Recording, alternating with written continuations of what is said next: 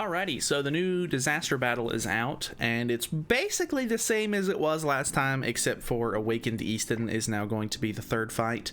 So we're going to go over the extreme fights here and just kind of go through them and sort of give you some pointers or maybe a team suggestion. So I'm going to be using a friend's AI. He honestly does very, very well in the game. So we're just going to be using him as sort of my extra hand here. But I was using Festival Merlin. I'm not really sure it's the best character to use. I like the idea that he's using assault mode just because I think he's using it mainly for Derriere has a buff removal card, which is in turn strong for this fight. So I think we'll do sort of like the same thing and put Festival Zeldris up here, and then I don't really know who I want to put in the back. I think we'll just throw like Droll or something in the back for now. I don't really have any other character that I could think of that would be pretty decent for it. But if you are unaware, Zeldris does very, very good with his cleave card, and obviously if they hit you, you know, you're going to be gaining stacks on melee, and then Derriere obviously has the buff removal card. The big thing with this fight is it's actually very, very easy. Like, this is definitely the easiest out of all three of them. But the only downside to this one is that she takes 100% less damage from human enemies. So you want to be careful with your cards, like, or with your characters that you choose for this fight, because I mean, you can still use Escanor. Escanor honestly still does fine just because he does an absurd amount of damage regardless. Blue Mono is also pretty decent. Her passive making it to where she deals like basically her passive is like a detonate, but for all of her skills, so she deals extra damage depending on how many ultimate move gauge orbs they have. It ends up doing pretty good damage, plus one of her moves is actually a buff removal card as well, so it will do extra damage as well. So I mean, you can choose from a pretty decent amount of characters for this one, but it's nothing too crazy. So we're just going to continue to sort of try and beat through some of this. And yeah, honestly, this one's mainly just time consuming, I guess. Like, it's more than anything because, you know, she's a red unit. There's not a whole lot of like good blue units besides Escanor that could really beat through this fast. And because he's getting sort of nerfed for this fight, it is, you know, a little bit more time consuming than the rest of them. So this one's honestly probably going to take you the longest. And I think when I was using the Festival Merlin team, it wasn't doing bad. Like, I was using Helbram to buff my attack stats and stuff, and then just using the Power Strike card and dealing a very, very good amount of damage as far as I'm concerned. So I think he's probably going to kill here. So I think we're just going to waste some of these cards, and then we'll try to use these on the next phase. Boom. So you can see that does actually pretty good damage. There's a level 1 that was 100k, and then we've got decent, not great, but we've got okay little melee stacks and stuff like that. So he almost has melee ultimate as well. I don't know, I guess it's just a bug. This fight doesn't have sound for some reason. It's very odd. I feel like, I'm pretty sure it was this fight last time. There was some weird thing going on where they just did not have sound for this fight or something like that. I can't remember exactly, but very odd. Let's just use this card really quickly to combine. Hopefully we can get, we're getting Derriere's ultimate here. If I can get a Derriere buff card for a little bit more amplified damage, that would be fantastic. But obviously all comes down to RNG. Like I was saying though, this is probably the easiest fight.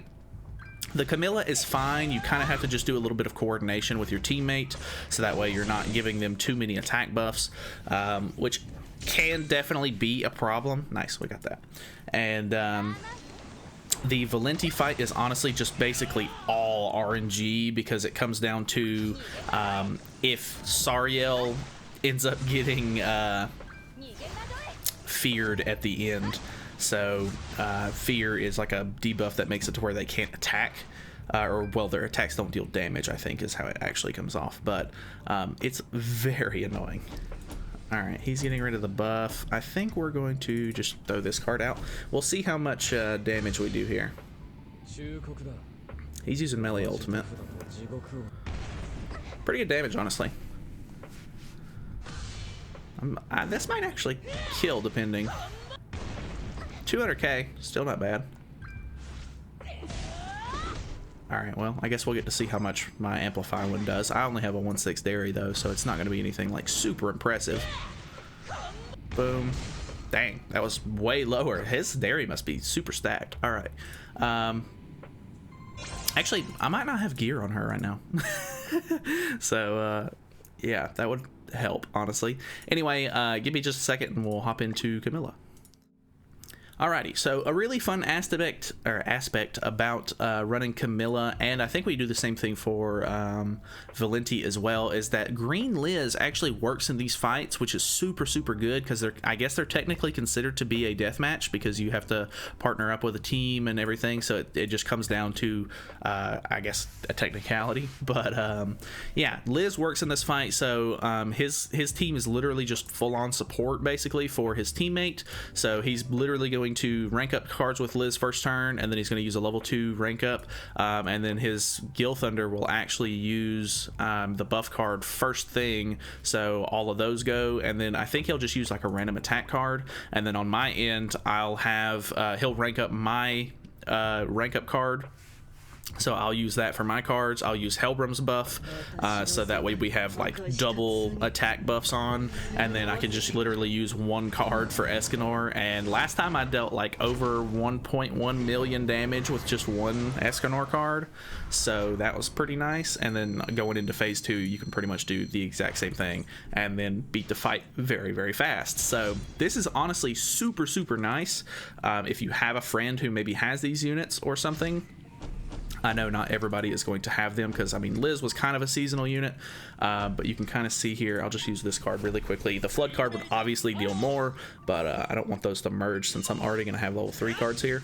So attack increase, he just uses a random attack card, and normally this would be a bad thing, because if he was just using one attack card and I was using however many attack cards I was going to use, basically her gimmick is that every time you attack her, she gains a attack related stats buff that cannot be removed, all the way up to 5 stacks, and once she gains the 5th stack, it actually removes all of them, and it fills her ultimate move gauge, which is actually fine. You would prefer to do that, because the attack related stats buffs that she gets are insanely strong, so you don't want her to get as many of those as possible, and then you would rather her just ult, because at zero attack related stat buffs, you're still going to be fine, and you're just going to be able to tank the ult, no problem. So almost 1.5 million damage on the flood card there. So you can see that fight is super easy if you have that sort of team setup. So very easy peasy, like 2-turn fight on that one. Honestly, like I said, the Eastin fight is just absolutely ridiculously you know, annoying, or just kind of long, not really annoying. This fight is very annoying, as you can see. I think we'll just go ahead and invite him again, and he is using pretty much the same team, except I think we calculated differently on this one, and I ended up putting Gil Thunder, and he has Helbram this time, which isn't a big problem at all. Just one Sariel is enough to do, especially with both of the attack stat buffs. So this one is honestly, it can be so easy, but it really comes down to RNG on whether or not my Sariel gets feared here. So there's like I guess it's a 1 in 3 chance that he gets feared, because two fear buffs go on, and there's 6 characters total. So we shall see how it goes. So we'll just do this, and then this, and then we can literally just throw out the card, and then this should end up killing first turn. And then I can't remember, I'm pretty sure this second card does kill by itself going into the second turn, but even then, with both of our buffs up and everything like that, whatever cards he can get off, as long as my Sariel doesn't get feared here, should end up dealing a pretty decent amount of damage. If I do get feared, though, it pretty much ruins the entire run, because by the time it takes for Sariel to get rid of fear, and push into, or like try to actually get his cards off. Valenti's already at the point to where she can pretty much use a bunch of lifesteal and stuff like that, to where you're basically not going to be able to recover from the fight, which is very, very unfortunate. So it's literally just all luck.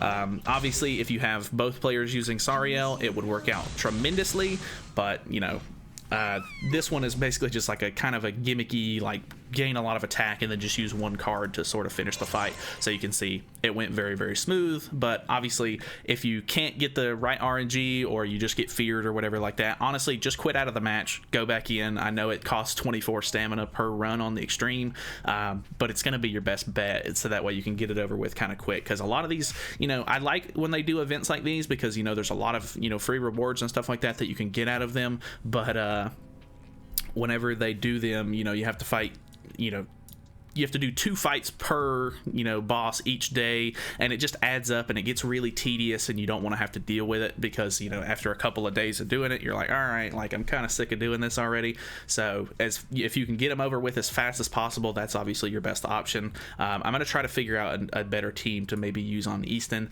and if I do find a good team that can like finish it very fast, I'll try to update you guys, but I don't know what I'm going to use yet. So that's pretty much it for me. Hopefully you guys enjoyed. Obviously, you know, if you can finish it on the highest difficulties and stuff like that, make sure that you grab a lot of these free rewards and stuff like that out of the exchange shop, because some of these are actually pretty cool. A lot of these, you know, card packs and stuff like that are actually kind of cool, because you get a free artifact card set if you get all of the packs.